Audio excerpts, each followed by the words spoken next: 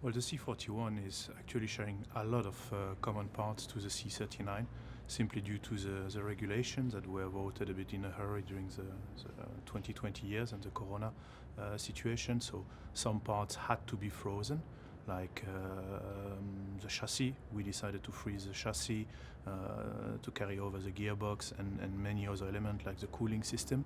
The regulation allowing you to invest so-called 2 token in larger change, which we decided to invest in the nose, so we have a new nose.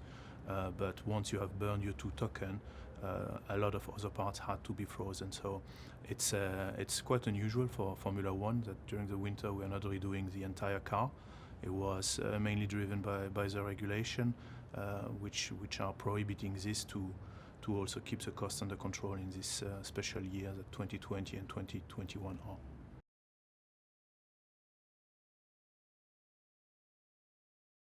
Thinking about it, not so much, because effectively what people might not necessarily know or remember is that when Melbourne was cancelled last year, we almost went into a 9-week shutdown. So during 9 weeks, no Formula One team was working.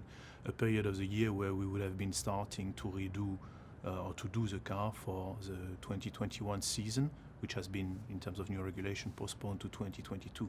So effectively, when we came back, the regs had changed, and we knew that we wouldn't have to redo a brand new car for 21, but for 22, and therefore most of the effort concentrated on finishing the 2020 season, bringing a lot of updates during the season, and then moving to the 2021 project, which is, as I said, a sort of a mix between carryover from the 2020 car and new development, since the regulation also changed during the winter for 21.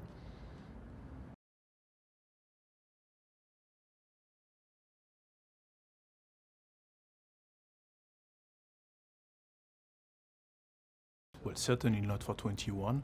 The budget cap is starting this year, but the 2021 cars are, if you want, are already done. They will be in season development, but the big investment were done in 2020.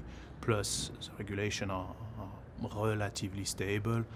It would be very surprising that we see a complete overhaul of last year's classification. There might be some changes, but I'm not expecting some teams that were running at the front to all of a sudden be in the back or at the end of the field. For 2022, it clearly has an impact, because on the paper all the teams now have the same budget to develop the car for 22. So on the paper, certainly there are hopes that the gaps will reduce. Now it is certainly going to take a couple of years, in my opinion, simply because the large team, not only do they have more money and more people, they most of the time also have a technological advance on the others that they will still benefit from. And we shouldn't forget that the budget cap does not impact the power unit.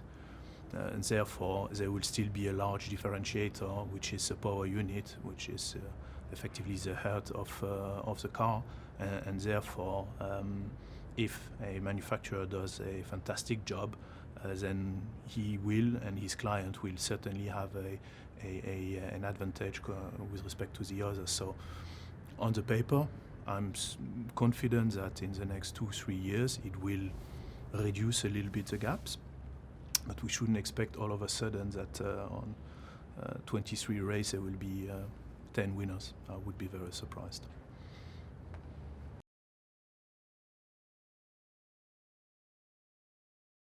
Bahrain test will be hectic. I suppose teams will be trying to put as many kilometers as possible together, because everyone wants to tick off the boxes on the expectations they have on their car. On top we have new tires, which we could test in a couple of occasions last year, but which is a new chapter, and certainly there will be a lot of work to be done on this. So I think Bahrain will be very hectic. That's certainly going to be even more hectic than in the past years. Yeah.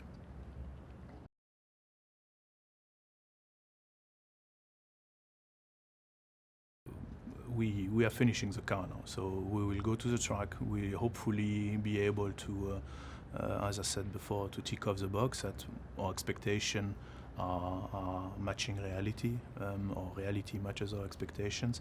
But there will certainly be issues to be tackled.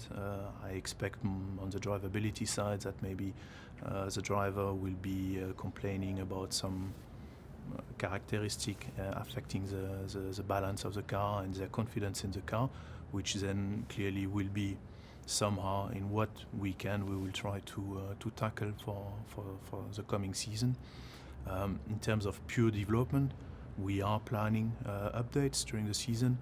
It is certainly going to be less than in previous year, simply because we know it's the last year of the actual regulation. 2022 is a revolution for F1. We've got to redo a complete car, and it's also a great opportunity for a team like we or the midfield teams to do, if they do properly their homework, to be closer to the front from the onset of the new reg. So it is no secret that we are certainly going to favor more the C42, so the 2022 car development during 21, than developing until Abu Dhabi on this actual car, because having a budget cap, having a limited resource, the more we put in the 21 car, the less we'll be able to put in the 22 car, and the 22 car is really for us the big milestone.